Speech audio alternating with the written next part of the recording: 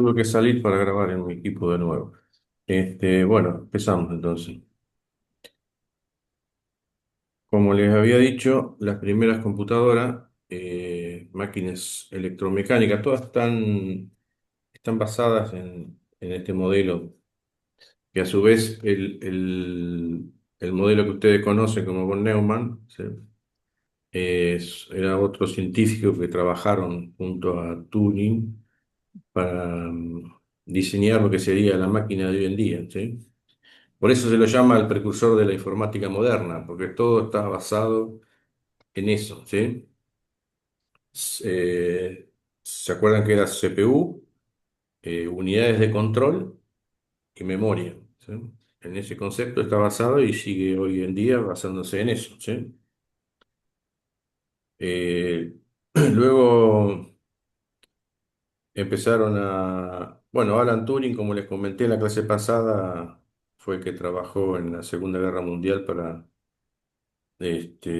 descubrir los códigos nazis, ¿sí? Luego empezaron a aparecer las primeras, se empezaron a diseñar las primeras computadoras electrónicas cuando aparecieron las válvulas de vacío, relé, etcétera, etcétera. Cuando apareció la electrónica, en definitiva. Y estos modelos que está fueron acá los primeros modelos de computadoras electrónicas, ¿sí? Después nacieron otros modelos como el ENIAC, ¿sí? En la primera computadora electrónica de Estados Unidos en la Segunda Guerra Mundial. Es un anecdótico, ¿sí? Todo esto lo llamamos la generación cero, ¿sí?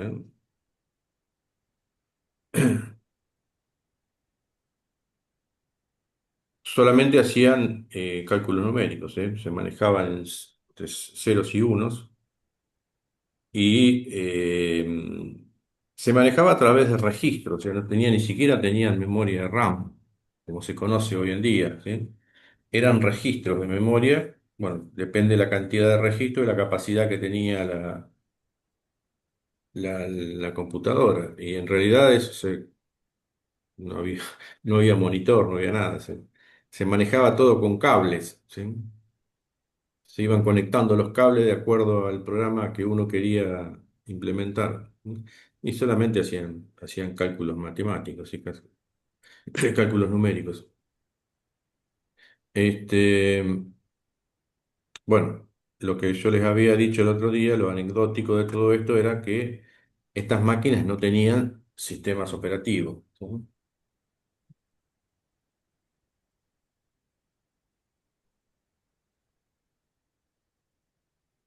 Luego, después, lo que llamamos la generación uno, década del 50 y pico, empezaron a aparecer las primeras máquinas donde se empezó a construir el lenguaje ensamblador, ¿sí? eh, Aparte de que ya empezaban a tener memoria, apareció otro método de almacenamiento de datos que son las tarjetas perforadas, ¿no? El lenguaje ensamblador, y bueno, las rutinas se escribían en esas tarjetas perforadas, ¿sí? Una máquina especial que perforaba las tarjetas, ¿sí? Que simulaba un cero o un uno, ¿sí? Y entonces, todas esas rutinas se escribían, bueno, esa tarjeta se metía en la computadora, la leía y ejecutaba el programa, ¿sí? Por supuesto que la computadora tenía un arranque, ¿sí? Un programa de arranque. Una vez que el programa estaba arrancado, se empezaban a cargar los programas del usuario, se empezaban a ejecutar, se ejecutaba de un programa a la vez. Eh, Luego, se empezaron a escribir ciertas rutinas, o por ahí rutinas que uno las usaba siempre, se cargaban directamente. El operador las cargaba cuando arrancaba la máquina a la mañana, arrancaba la rutina inicial y después cargaba, ya las tenía, esas rutinas estaban programadas en tarjeta. Cargaba esas tarjetas y, no sé, cargaba en memoria el controlador del driver de la impresora. cargaba en memoria otra rutina, sí, cálculo, algún cálculo matemático, alguna rutina de algo, ¿sí? Que se usaba siempre, no sé, una rutina de almacenamiento, por ejemplo, perdón, de clasificación, ¿sí? O un sort. Una rutina que lo usaban siempre, bueno, ya estaba programada en las tarjetas personales, las cargaba y quedaban ahí, y luego el programa que la usaba la llamaba, ¿sí? Entonces teníamos la generación cero, generación uno y la generación 2 que ya tenían transitores, ¿sí? Cuando empezó a avanzar la electrónica, empezaron a aparecer los transitores. Entonces,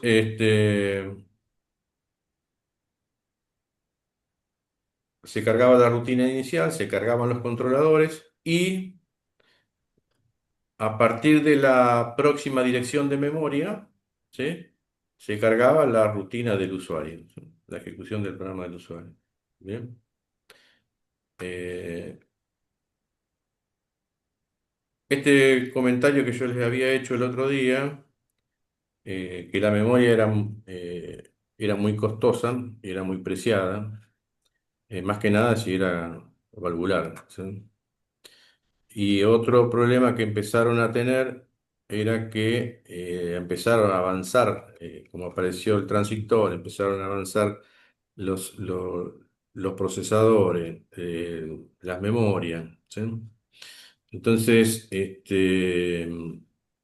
les había dicho que IBM entró a pensar porque no tenía sentido seguir vendiendo computadoras cuando ustedes saben que la velocidad de la CPU es 1000 veces más rápido que una controladora, con una impresora, ¿sí? Que un disco, que una lectora de tarjeta. Entonces no tenía mucho sentido adquirir nuevos equipos si el cuello de botella estaba en la impresora. Más que nada en esa época porque no había terminal. Entonces todo lo que uno ejecutaba, los resultados los tenía en papel, en una impresora, ¿sí?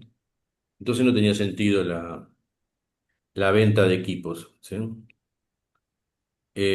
Todos estos rutinas y controladores que se cargan, por lo general los llamamos monitor, ¿sí? Que sería una especie de sistema operativo básico, ¿sí? Que incluyen los conjuntos de rutinas y controladores, ¿sí? Conjunto de rutinas, controladores, rutina inicial. Eh, entonces, para poder empezar a comercializar más equipos, tuvo que IBM entrar a pensar alguna alternativa, ¿sí? Y entonces, en la década del 60 más o menos, mediados de la década del 60 no recuerdo bien la fecha, apareció la famosa IBM 360, ¿sí? Con su primer sistema operativo, ¿sí? Ya la IBM 360 tenía sistema operativo, ¿sí? Que era un sistema operativo desarrollado por la misma empresa, ¿sí? Estos equipos eran los que llamamos hoy en día mainframe, ¿no? Que yo les mostré en la presentación inicial, ¿sí? Cuando les mostré la foto. Ya tenían otro alcance, ¿sí? Se podía trabajar, bueno, ya en punto flotante, ya se podía hacer procesamiento tanto a nivel científico como a nivel comercial, ya las empresas empezaron a adquirir estos tipos de equipos, las empresas grandes, por supuesto los bancos principalmente, eh, el Estado, ¿no? Entonces lo que revolucionó en esta IBM 360 fue lo que llamamos el multiprocesamiento, ¿sí? Que sería el concepto fundamental de lo que revolucionó el mundo de la computación, ¿sí?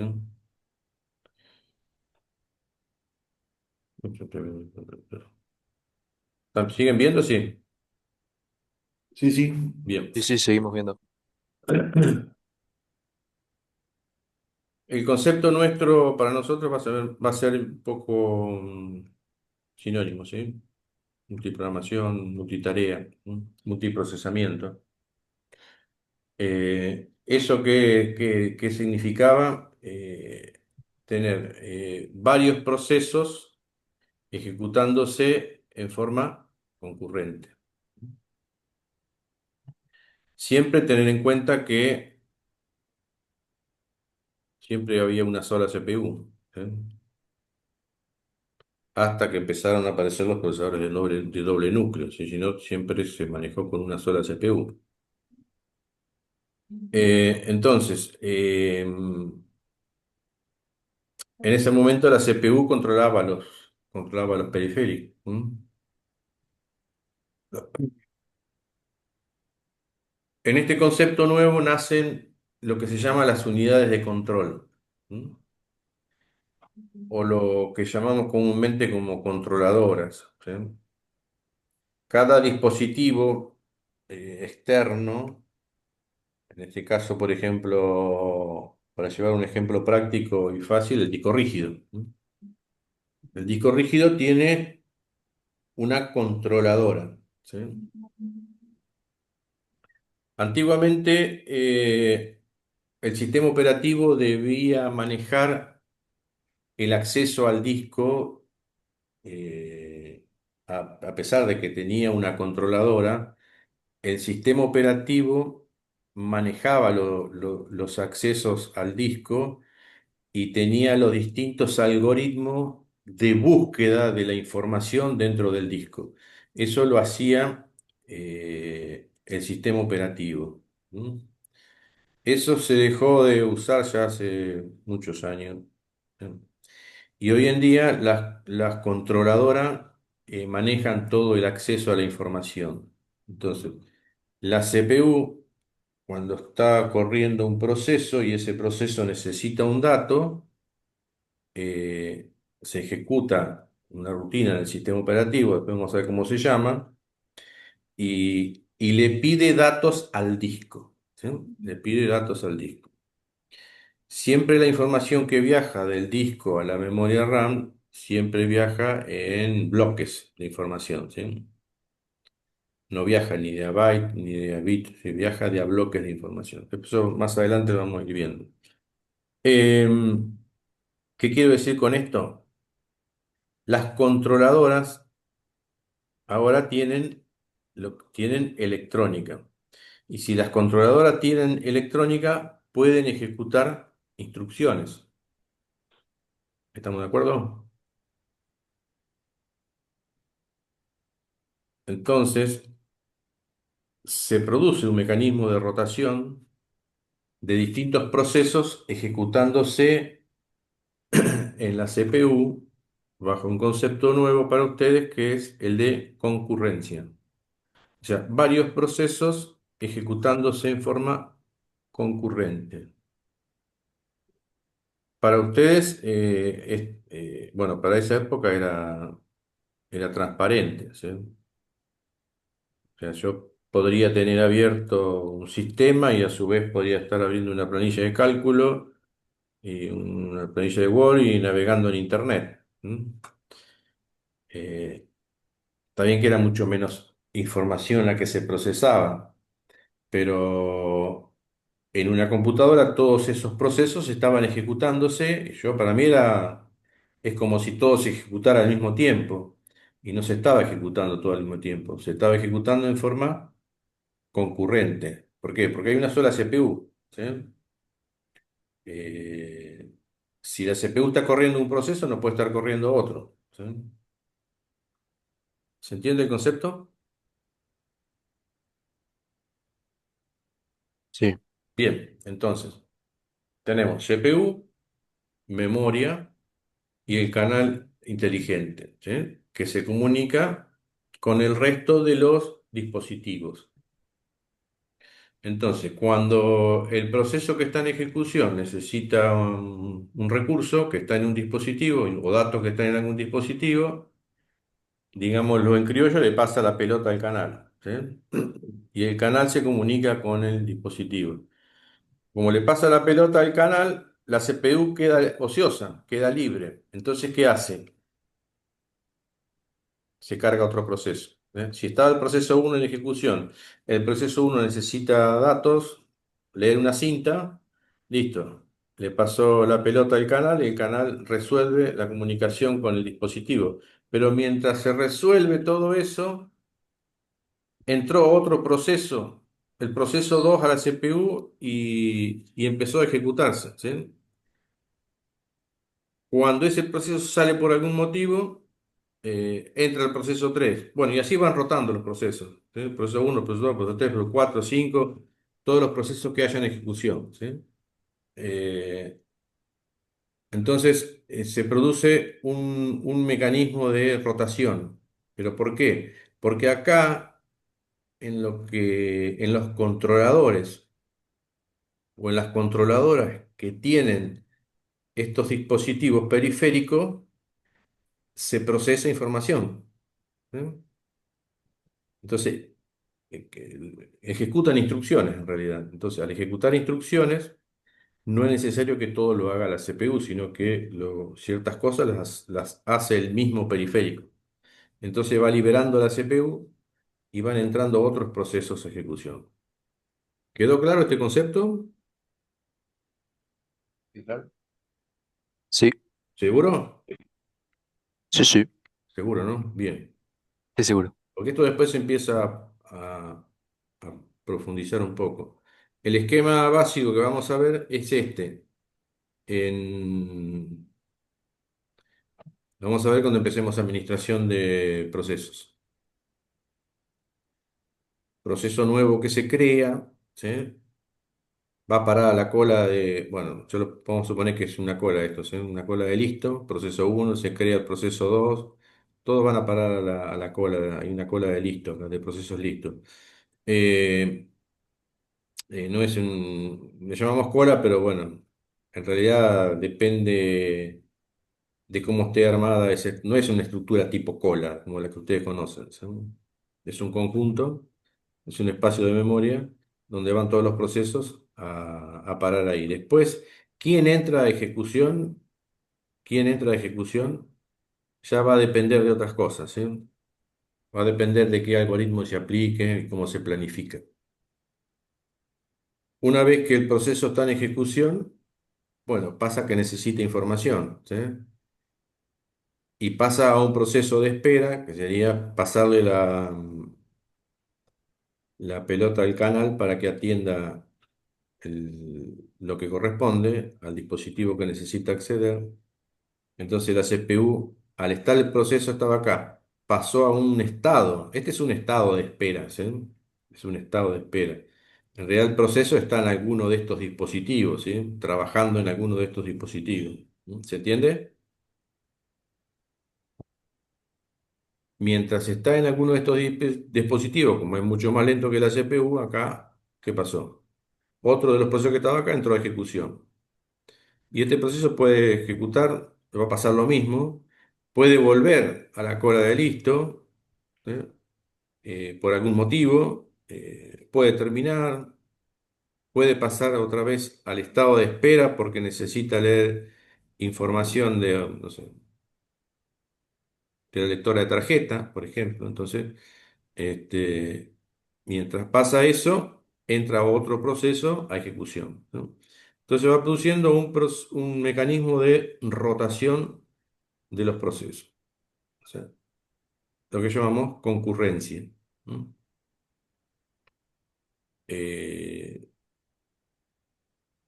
no confundir con simultaneidad, aunque para nosotros nos parece que está todo corriéndose al mismo tiempo, y eso es imposible porque acá hay un solo CPU, ¿sí? Entonces los procesos se van ejecutando en forma concurrente. Bien, ¿preguntas? ¿Se entendió este mecanismo? Ya no hay preguntas, si se entendió.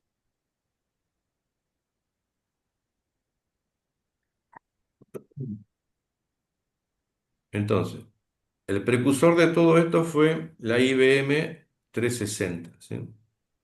Entonces ahí pudo empezar a vender más equipos. Este, porque, bueno, cuanto más capacidad de procesamiento, más rápido sea el procesador, más memoria tenga, más procesos van a poder estar cargados en la memoria RAM, ¿sí? Entonces, más procesos se van a poder ejecutar en forma concurrente, ¿sí? Eh,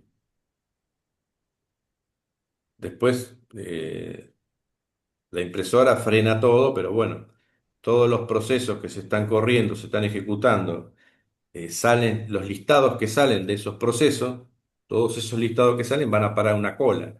¿Eh? Luego el operador después dice, bueno, o viene un programador y le dice, imprimime la salida de mi programa que compilé, viene la parte de la gente de producción y dice, sacame el listado de sueldo. Entonces el operador va y le lista el listado de sueldo, ¿sí? Bueno, y así se manejaba en esa época, ¿no? Todo salía ¿cómo es? Por impresora. Hasta que empezaron a aparecer las terminales. Eh, por ejemplo, yo cuando empecé a trabajar, empecé con un Mindframe IBM también.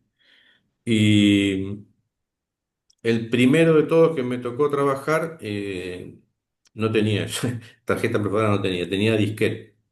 Entonces escribíamos los programas en disquete. No es el disquete común que ustedes conocen, sino es un disquete de 8 pulgadas, mucho más grande. Eh, Uno lo ponía en una máquina, si era como un escritorio que tenía máquina de escribir y donde, me refiero como al tamaño de un escritorio, ¿sí? Estaba el teclado, poníamos el disquete y un visor, eso ya tenía visor, entonces se iban grabando el programa. ¿Sí? O también se grababan los datos, se grababan en el disquete. Luego, después ese disquete se lo entregaba al operador, el operador lo ponía en la disquetera, lo cargaba y ya lo podía ejecutar, ¿sí? Se cargaba en la cola de listo y en algún momento el operador lo iba a ejecutar. ¿Sí? Entonces ejecutaba mi programa, ejecutaba un sistema completo, depende, ¿sí? Bueno, así se manejaba en esa época. Y el resultado lo teníamos en papel. Compilabas un programa, me acuerdo en esa época era COBOL. Compilabas un programa y el resultado lo tenías en papel. Ya al poco tiempo que yo empecé, ya empezaron a aparecer ya existían, lo que pasa es que acá no lo tenían todavía. Las terminales, entonces ya ahí cambió todo, ¿sí? Ya no más disquete, ya se escribía directamente los programas similar a como se escribe ahora, en un texto, ¿sí? Uno lo podía compilar y uno veía el resultado de la compilación en la pantalla, ¿sí? Bien, ese era el mundo de las grandes computadoras. Sistemas operativos complejos para esa época, ¿sí? IBM tenía el OS, el barra 360, el DOS barra 360, el DOS barra VM. Había un sistema operativo de IBM que en algún momento, en esa época, IBM por ahí cambiaba el sistema operativo. Eh, Salían fortunas, porque eso era todo por leasing. ¿Sí? El equipo no era del ministerio, sino que lo alquilaban. ¿Sí? El alquiler es lo que se llama leasing, ¿sí? Entonces el dueño siempre era IBM. Pero bueno, salía mucho dinero eso. Y en un momento plantearon, nosotros trabajábamos ahí en ese ministerio, pero no éramos los dueños del equipo. O sea, los dueños del equipo era el Ministerio de Salud.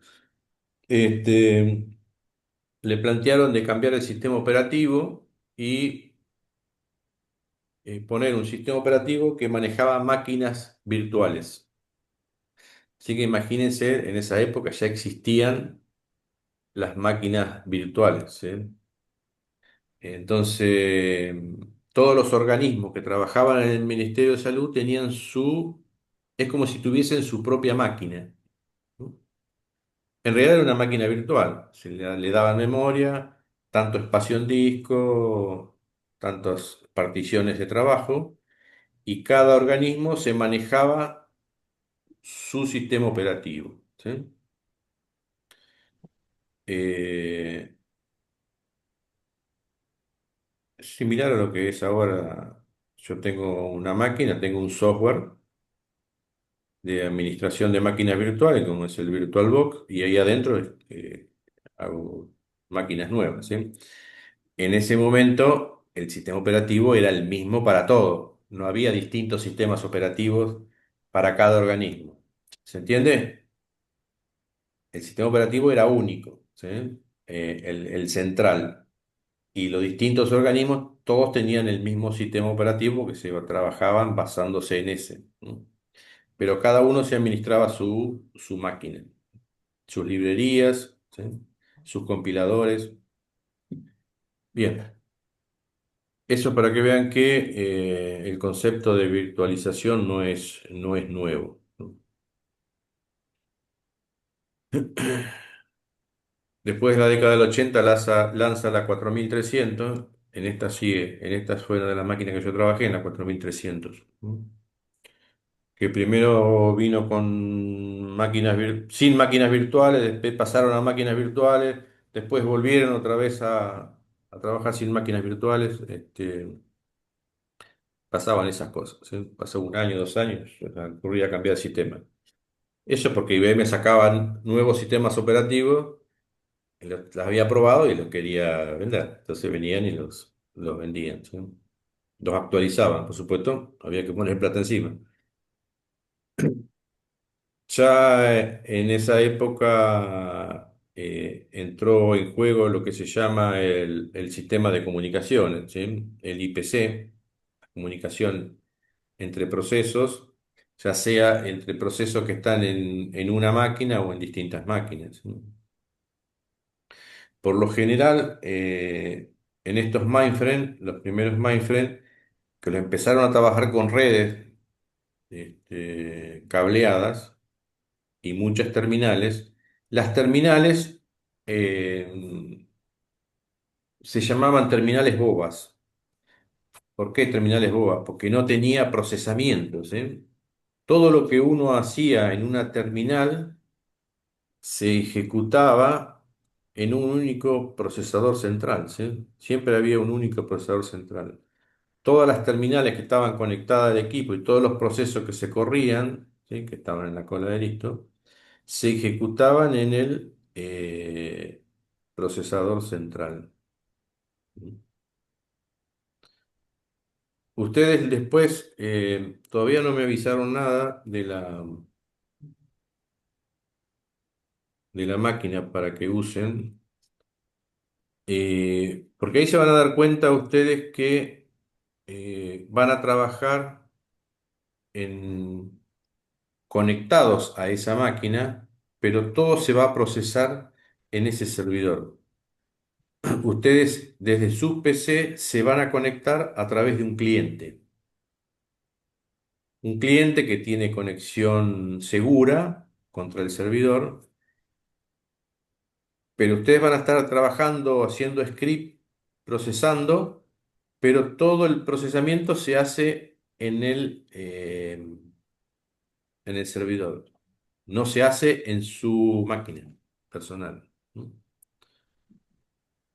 Ese es un ejemplo de lo que en esa época eran terminales bobas, ¿sí? Ustedes lo que van a tener es un software que sería como una terminal, ¿sí?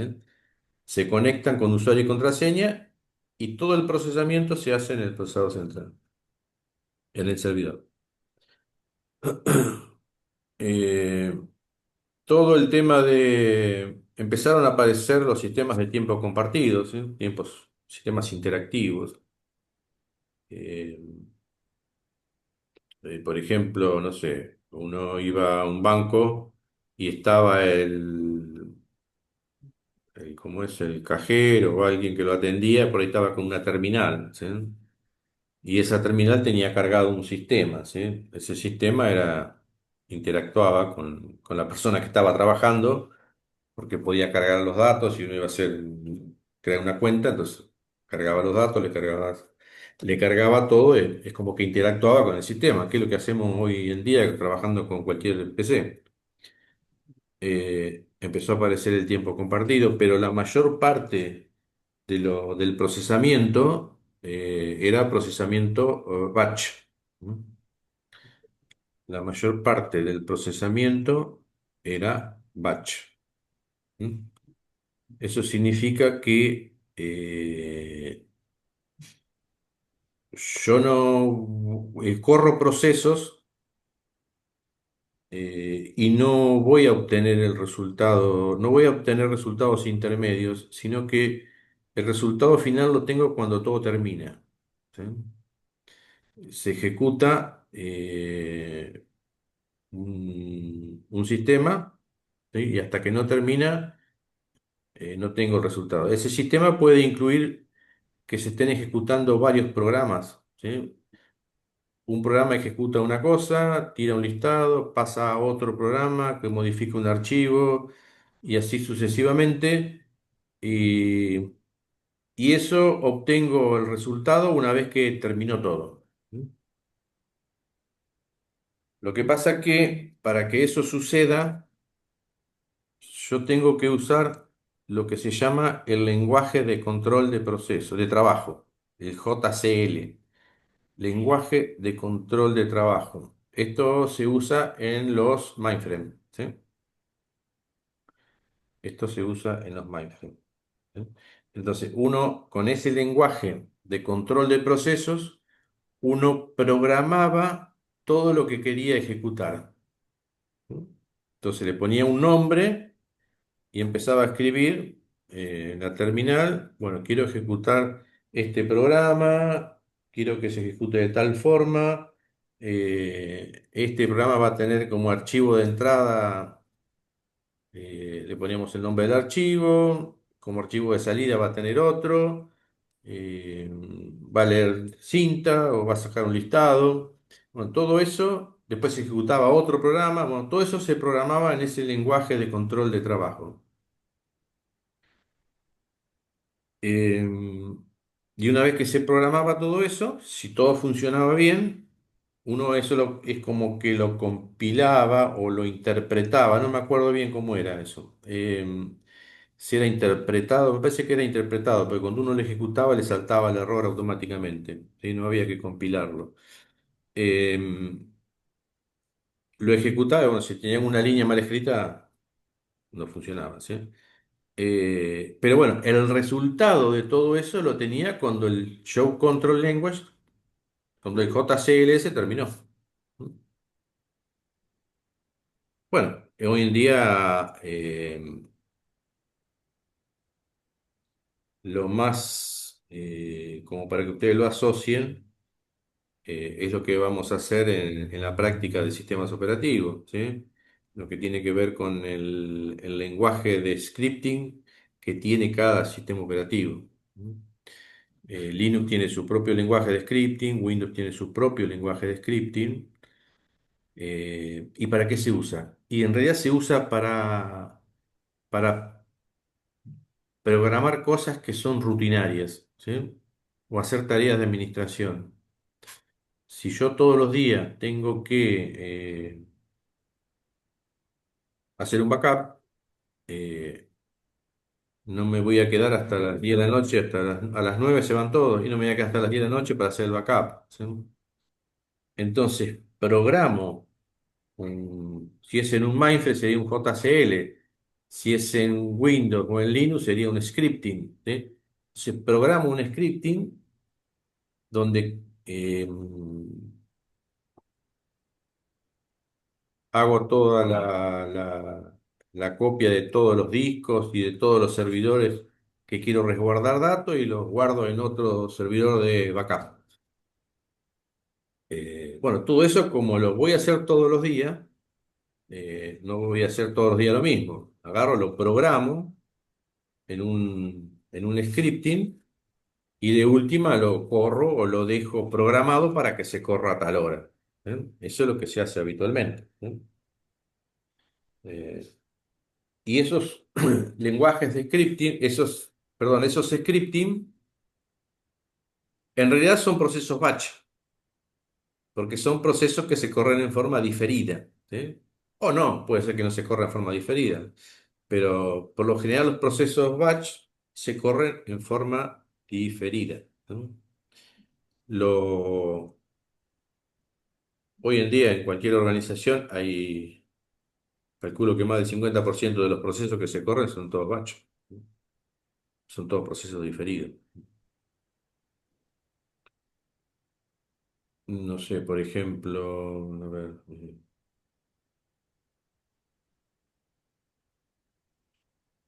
no sé, yo trabajo en la obra social de idioma, pero hay un proceso que se corre toda la noche, que, bueno, o todos los días, que, no sé, aquellos afiliados que son estudiantes o eran estudiantes, cumplieron 26 años, hay que darlo de baja. ¿Mm? Entonces, ¿qué voy a hacer? Y voy a agarrar un programa, voy a hacer un programa que recorra toda la base de datos, se fije todo aquello que cumplen 26 años y los doy de baja. Ese programa que hice o esa rutina, el lenguaje puede ser en SQL o puede ser en otro lenguaje, ¿sí? Depende de lo cómo esté implementado. Genero un scripting y lo programo para que se corra todos los días a las 12 de la noche, por ejemplo, ¿sí?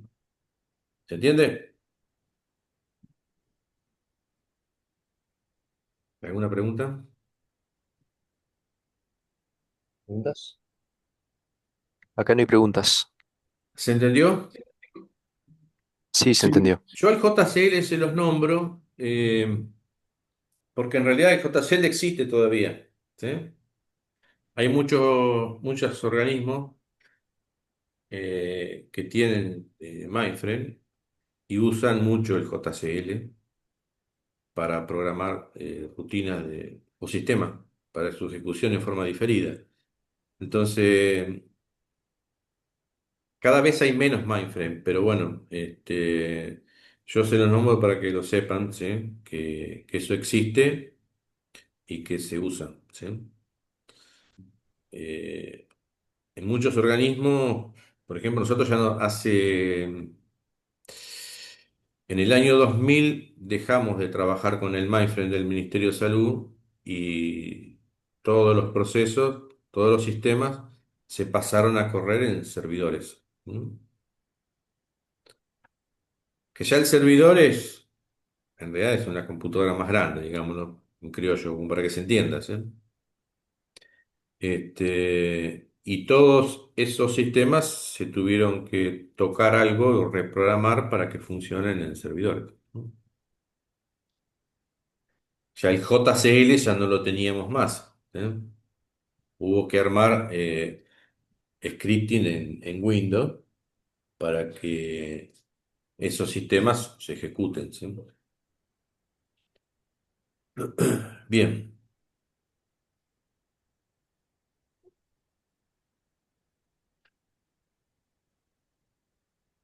bueno, la IBM 360 quedó en el olvido, ¿no? Pero hoy en día la línea Z-Server de IBM es la línea nueva de Mainframe, ¿sí? Que nada, que yo les mostré una foto, ¿se acuerdan?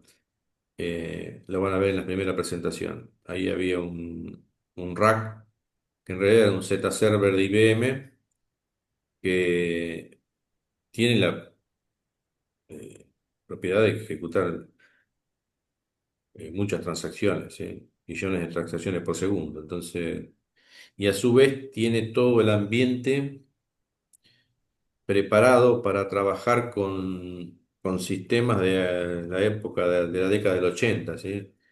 Hay muchos bancos y organismos que tienen muchos sistemas que están programados en COBOL.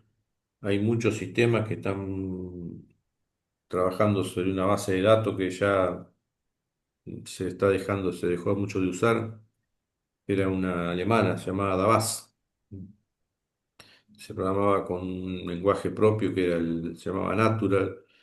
Bueno, toda la línea de servidores esa está preparada para trabajar con ese tipo de datos, ¿sí? También se puede trabajar sobre servidores, pero bueno. IBM está preparado, en realidad, todo el mainframe, los mainframe nuevos están preparados para todos los sistemas que vienen de esa época, ¿sí? Que todavía muchos se están usando.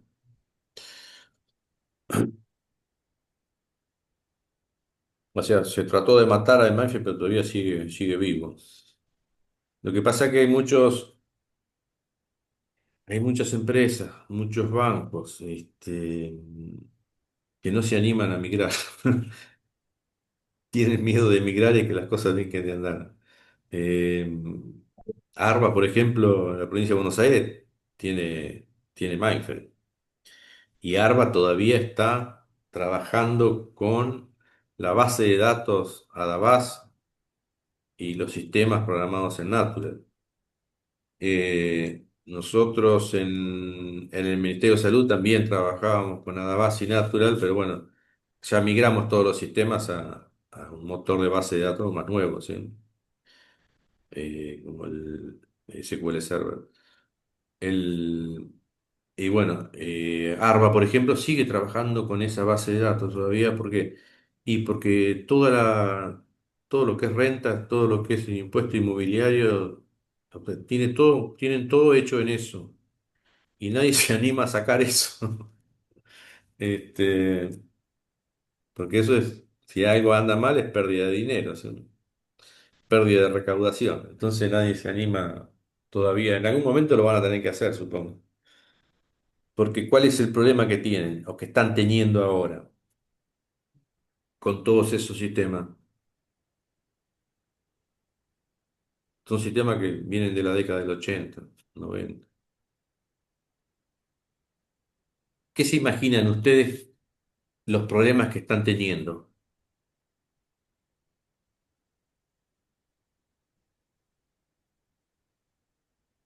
Hice una mala optimización en, no sé, la recarga de la página, puede ser. O sea, No va por ahí. lento, que No, es un no va, no, sistema no, lento, puede lento ser. no es, no, lentos son sistemas muy buenos, sí, por eso siguen funcionando. El sistema son fierro. El problema que tienen es que no hay gente. Toda la gente que trabajaba en eso se fue jubilando, se fue yendo. Y la gente nueva está en otro concepto de la computación, no de esa época, de los mainframe. Entonces, el problema que tienen es que no consiguen gente para trabajar en eso, ¿no? Yo sé que en el Ministerio ahí de Economía de la provincia hay gente grande todavía trabajando que lo han tenido que seguir estando porque no consiguen gente, ¿sí? Es complicado. Ese es el problema y cada vez si ustedes ven los avisos por ahí que todavía se piden programadores en COBOL. ¿Quién programa en COBOL? De toda la gente Desde que yo doy clase en la facultad, nadie se le ocurrió salir a programar en COBOL. Entonces imagínense que cuando necesitan programadores de ese tipo, de ese lenguaje, se hace complicado, ¿sí? Por eso se está pagando bien. Bien,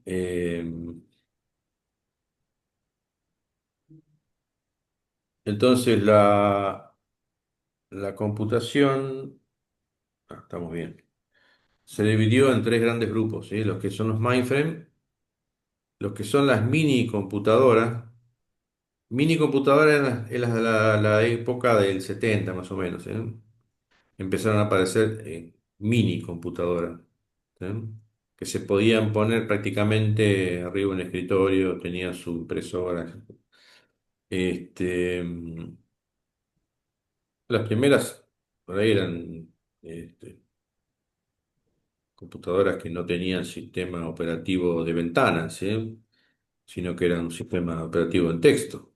No tenía interfaz gráfica, quiero decir.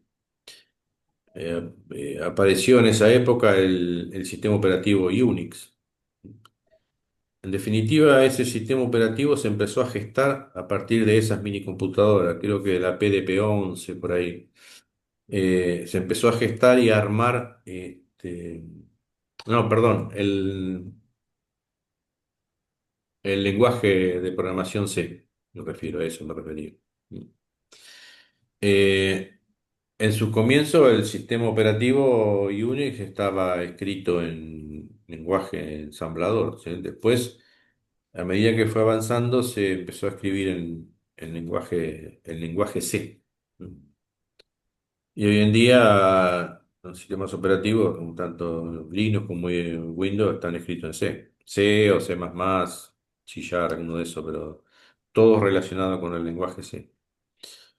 Eh,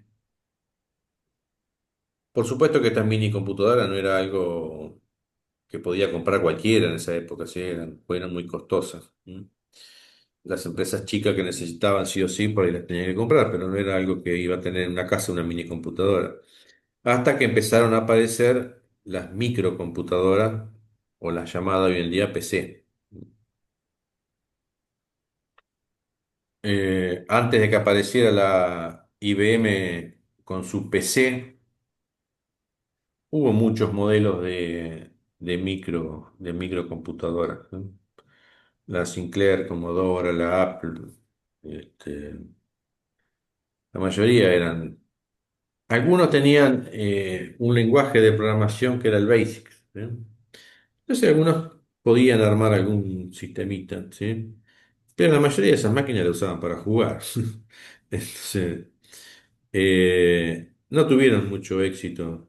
Entonces, hasta que empezó, ya les digo, empezó a aparecer verdaderamente la PC. ¿Mm? La primera PC también era una PC muy costosa, que no tuvo mucho éxito. Fue la primera que hizo IBM, que no me acuerdo el nombre, sí lo tengo anotado por ahí. Mm, no sé si bueno, no importa, por ahí capaz que está escrito.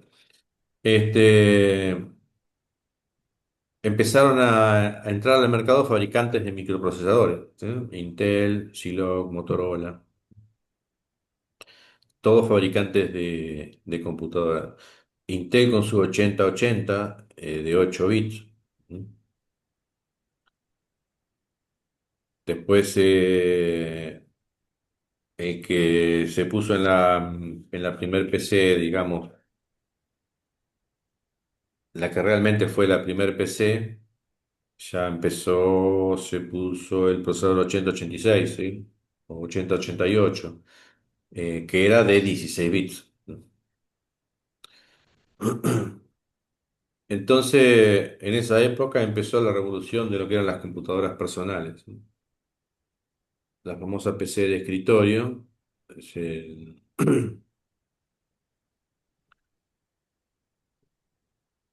¿Qué es lo que pasó con la PC? Es una, Fue una computadora que la podía usar gente que no sabía de computación. ¿Se entiende? ¿Por qué revolucionó el mundo de la informática? Porque uno compraba una PC, la encendía y no necesitaba saber mucho de computación, ¿sí? Los contadores empezaron a, este, a comprar ese tipo de computadoras porque para ellos fue la salvación de su vida tener una planilla de cálculos. Imagínense que, por ejemplo, yo trabajando toda la vida en un mainframe, la planilla de cálculo ni la conocía, ¿sí? Y ya habían empezado a aparecer algunas PC, y ya hay gente que había empezado a comprar, algunos organismos habían comprado alguna, y tenían su planilla de cálculo, y yo ni idea cómo funcionaba una planilla de cálculo, pero sabía de computación porque trabajaba en un mainframe, ¿sí? Pero no sabía usar una planilla de cálculo, ¿sí? Eh, Me acuerdo que las notas las hacíamos en un editor en la terminal y después la mandábamos a imprimir por la impresora general, ¿sí? Eh, que eran impresoras de papel continuo. Entonces, IBM detectó todo este movimiento que había y sacó la primer PC de IBM, la 5100, esta es la 5100. Pero bueno, no tuvo mucho éxito porque era muy cara, ¿sí? Eh, Empezó a ganar mercado Apple con la primera computadora. eh, Entonces, IBM cambió un poco la cosa ahí, empezó a tratar de ver qué es lo que hacía con eso. Y bueno, ahí apareció la primer personal computer, ¿sí? Pero bueno, ¿qué hizo? En ese momento eh, armó la primera PC personal, pero contrató a Intel para que le proveyera el famoso Intel 8088, 8086, 16 bits. IBM, perdón, Microsoft le proveyó el sistema operativo, el famoso DOS. Y bueno, ahí apareció la primer PC. Todas las PC que aparecieron después de esa se basan en esa, en realidad, ¿sí? Eh, o sea, hay compatibilidad, ¿sí?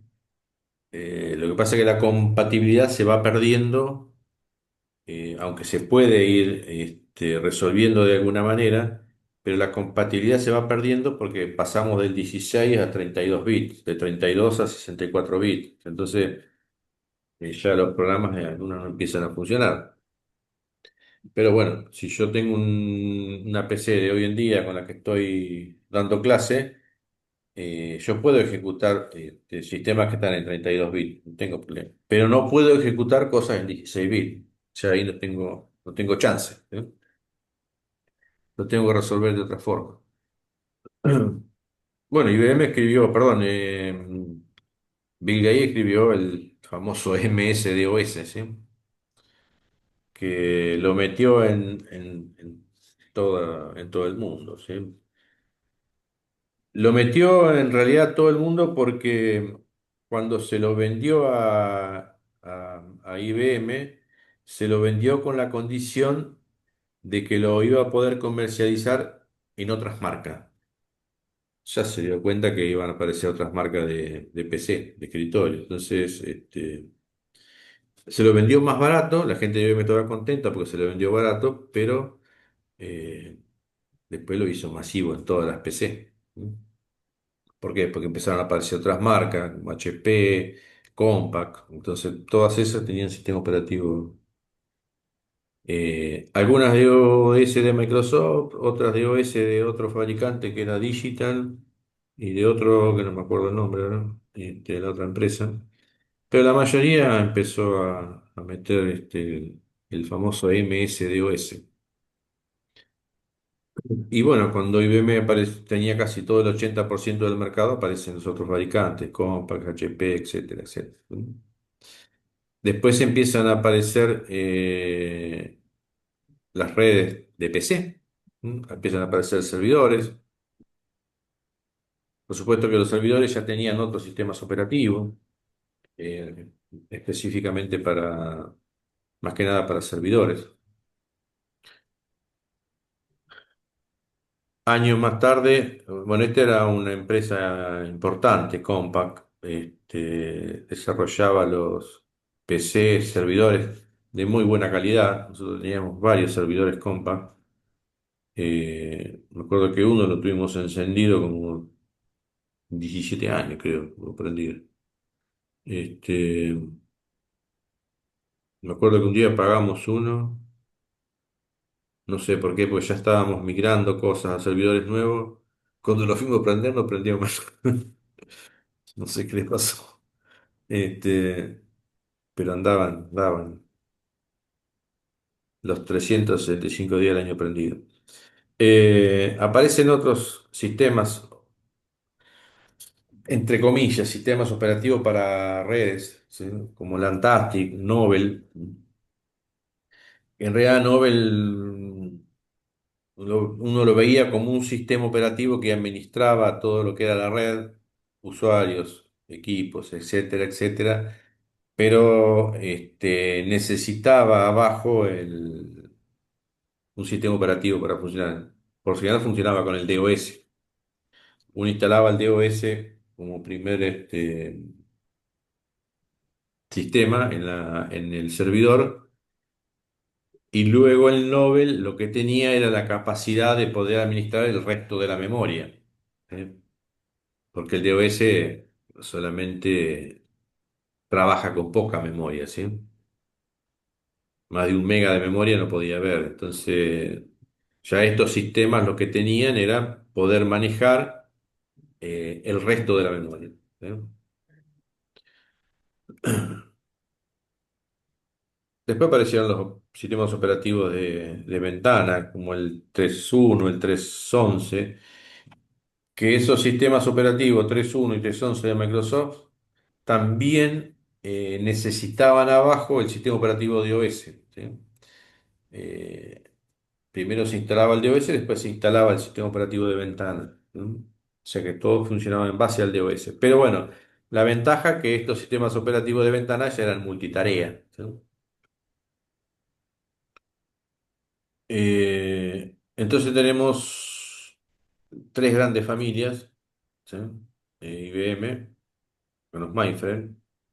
Sistemas operativos propios pueden tener, hoy en día pueden tener Unix, pueden tener Linux. Servidores, ¿sí? HP, Lenovo, Dell, son todas marcas conocidas.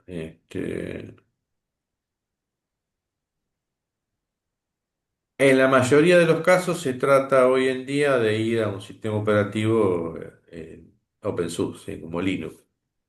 Pero bueno, no quiere decir que no tengas Windows Server también instalado, ¿sí? Hay una mezcla, pero bueno, la tendencia es a software libre. ¿No? Ya hoy en día la mayoría de los sistemas operativos de Microsoft tenemos que ir ayornando a cosas libres, ¿sí? Porque si no se quedan afuera del mercado directamente. Entonces, hay muchos procesos, por ejemplo, muchas cosas que se pueden ejecutar hoy en día escritas en Windows que lo puedo hacer correr sobre Linux, sin ningún problema. Bien, y después tenemos el mundo de las workstation, ¿sí? Las PC, las comunes, ¿sí? Que acá el que domina el mercado es Microsoft con su sistema operativo Windows 10 hoy en día y Windows 11.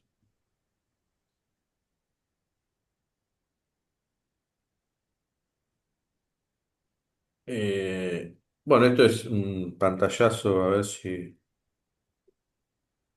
ahí, un momento está terminado. La familia Microsoft, bueno, el DOS, los Windows que yo le decía que necesitaban del DOS para arrancar. Esto eran de interfaz gráfica, ¿sí? Eran multitarea. ¿No? No podía haber muchos, no era multiusuario, ¿sí? Era multitarea. Tenía una PC, sistema operativo multitarea. Luego apareció la familia Windows 95 ya con interfaz gráfica y ya se despegó del DOS, ¿sí? Ya no necesitó tener el DOS para arrancar. Aunque mantenía una interfaz Command-Com, ¿sí? Pero eso era para poder ejecutar sistemas viejos, ¿sí? Que estaban en 16 bits. De todos modos, este sistema operativo ya funcionó en 32 bits, en procesadores de 32 bits. Después apareció bueno, Windows 98, 98 SE, el Millennium, ¿sí? Todos sistemas operativos multitarea. ¿Sí? Es lo que se llama comúnmente como la línea Windows 9X, ¿sí? Que es la línea para consumidores, ¿sí? Para casas de familia, ¿sí? O para pequeña oficina. Después apareció la línea empresarial de Microsoft cuando empezó a lanzar el primer sistema operativo para servidores que se llamó Windows NT, ¿no? De New Technologies, New Technologies, Windows NT, con las primeras versiones 3, 3, 5, 4. Yo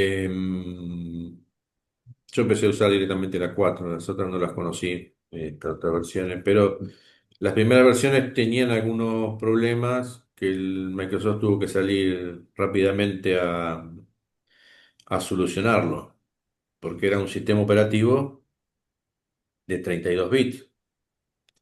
Y entonces, cuando la gente compró el sistema operativo eh, y quería usar los sistemas que tenían antes programados en 16 bits, no le funcionaba nada. Entonces tuvo que salir inmediatamente a corregir esas cosas, ¿eh?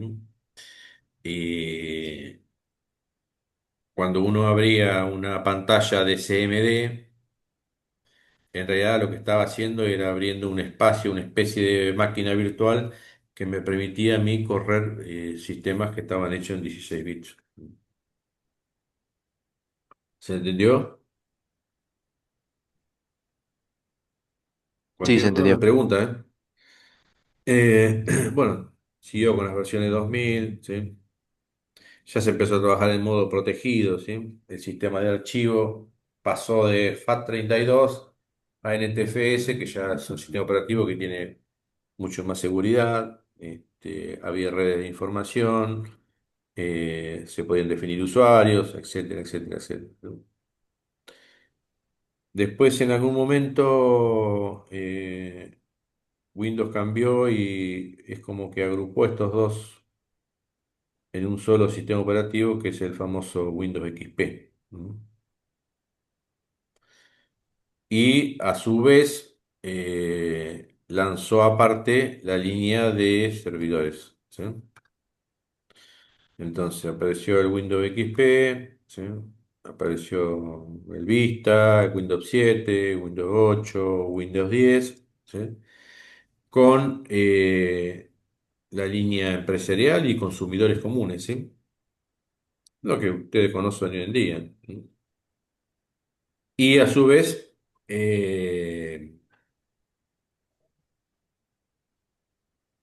todo lo que era el Windows NT, que era para servidores, pasó a ser el Windows Server, ¿sí? Versiones, bueno, 2000, 2003, 2005, 2012, fueron hasta la versión hoy en día, es la 2022, es la última versión de Windows Server, ¿no? No sé si está sacando alguna nueva.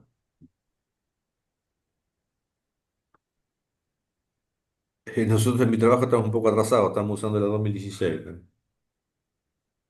2012 estamos usando, 2003 también, ¿sí? Estamos ahí de todo. Eh, Como les dije hoy, otro sistema operativo que nació a fines del 60, principios de los 70, fue el Unix, ¿sí? La familia de sistemas operativos Unix en los laboratorios Bell que era de la empresa AT&T, que luego se la pasó a las universidades, ¿sí? Este, Fue escrito en lenguaje ensamblador, ¿sí? Se instaló en esta computadora y ahí se reescribió luego como nació el lenguaje C, como les había comentado anteriormente, luego se empezó a escribir de nuevamente perdón, el sistema operativo Unix, el lenguaje C. Eh, ¿Por qué se empezó a escribir en C? Y porque la idea era que, como dice acá, era hacerlo más portable, ¿sí? Yo escribía software, en lenguaje C, lo compilaba y eso lo podía llevar y trasladar a otro equipo y lo podía ejecutar, ¿sí?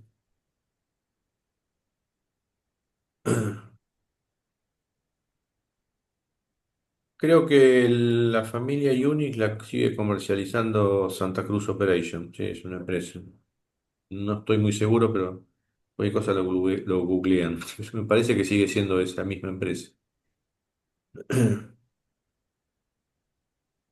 Eh, bueno, familias de Unix y el BCD, ¿sí? Originada por el licenciamiento de Berkeley, ¿sí? La Universidad de Berkeley, ¿sí? Es de la familia Unix.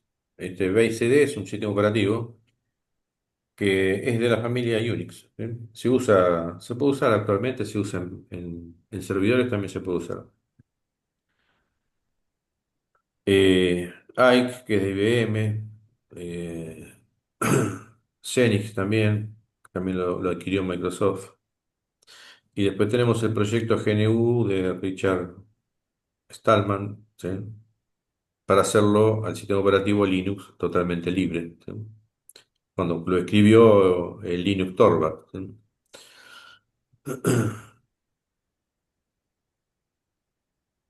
Yo le puse algunos juicios andan dando vueltas porque me parece que la gente de Unix algún juicio hizo con respecto a esta gente que empezó a escribir un sistema operativo Linux que era igual que el Unix, ¿sí? Pero bueno, lo hicieron totalmente libre. Entonces, a partir de la década del 90 ya empezó a revolucionar bastante la aparición del software libre, ¿no? Con su sistema operativo Linux. Eh, Microsoft, que domina el mundo de los escritorios, por lo general Unix está dominando Unix el mundo de los servidores. E IBM, por supuesto, sigue dominando el mundo de los mainframes. Bueno, después, como ya saben, en la década del 90 apareció Internet, ¿eh? Acá todavía no, fue finales de los 90, sí, más tirando a finales de los 90. Me acuerdo que nos conectábamos a Internet a través de la línea telefónica. O sea, Estados Unidos las Fuerzas Armadas de los Estados Unidos tenían toda una red de fibra óptica de la Armada. Y con la época de la Guerra Fría, ¿sí? Entonces, esa red que la tenían ahí por las dudas, armada entre ellos, por si algo se les caía, tenían toda una red de fibra armada. Pero bueno, no tenía mucho uso, digamos. Entonces, luego el gobierno de los Estados Unidos, en algún momento creo que fue Al Gore, vicepresidente, no me acuerdo de quién fue vicepresidente, eh, era una persona que estaba muy relacionada con la tecnología y liberó esa red, ¿sí? De fibra óptica para que la puedan usar las empresas y las universidades. Sí, porque ya tenían todo el cableado tirado, digamos, por todos lados. Entonces, una red que no se usaba, entonces la liberó para que la puedan usar el resto de las empresas y universidades. Lo único que le faltaba hacer era la última milla, digamos, es lo que se llama la última milla, ¿sí? La conexión a la empresa o a la universidad. Después el resto de la red la pudieron empezar a usar.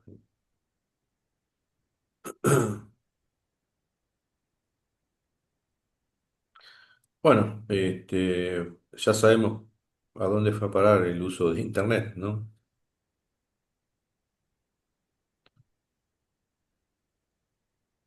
Eh, Esto nos llevó, bueno, a la aparición de nuevos sistemas, ¿sí? Más modernos, ¿sí? Eh,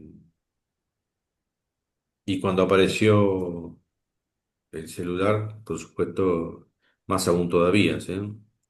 Hubo que empezar a preparar después los sistemas operativos para los celulares, ¿sí? Y hoy en día un celular es prácticamente es una computadora.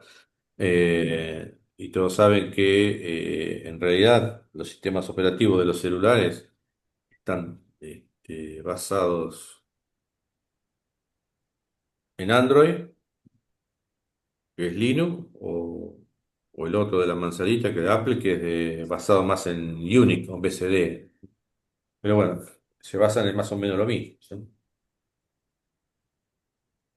Eh, Cuando digo basados en eso, quiere decir que el kernel, el módulo principal del sistema operativo, ¿sí? Eh, Eso es Linux, ¿sí? O es Unix. Después lo que está afuera, toda la carcasa del sistema operativo está escrita específicamente para el celular, ¿sí? Como el Ubuntu Mate que ustedes instalaron, el sistema operativo, el base es el Linux, ¿sí? Y toda la carcasa del Ubuntu es similar a lo que es Windows, pero bueno, la mayoría de muchos dispositivos hoy en día usan directamente el sistema operativo Linux, ¿no? Después afuera, ellos le arman la carcasa de acuerdo de todos los componentes del sistema, de todas esas aplicaciones que tiene el sistema específicamente para lo que uno quiere hacer, ¿eh? Si uno compra un router, y el router seguramente viene con sistema operativo Linux, ¿eh? Abajo es Linux, ¿eh? Después, cuando uno entra a configuración, tiene su propia estructura de cómo configurar ese router y de las operaciones que puedo hacer en ese router y nada más, ¿sí? Pero en definitiva, abajo es un Linux.